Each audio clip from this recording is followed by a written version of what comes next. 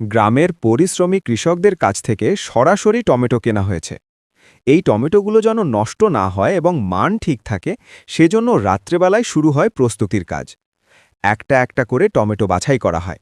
ভালো, পাকা আর মানসম্মত টমেটোগুলো আলাদা করে ক্যারেটে সাজিয়ে রাখা হয় খুব যত্নের সাথে।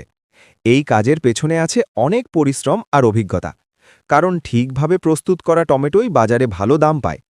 ভোরের বাজারে পাঠানোর আগেই সব টমেটো রেডি করা হয়।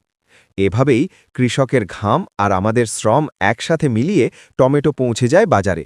আর সেখান থেকেই শুরু হয় গ্রামের পরিশ্রমী কৃষকদের কাছ থেকে সরাসরি টমেটো কেনা হয়েছে। এই টমেটোগুলো যেন নষ্ট না হয় এবং মান ঠিক থাকে, সেজন্য রাত্রেবেলায় শুরু হয় প্রস্তুতির কাজ। একটা একটা করে টমেটো বাছাই করা হয়।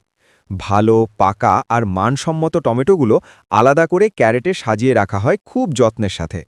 এই কাজের পেছনে আছে অনেক পরিশ্রম আর অভিজ্ঞতা, কারণ ঠিকভাবে প্রস্তুত করা টমেটোই বাজারে ভালো দাম পায়।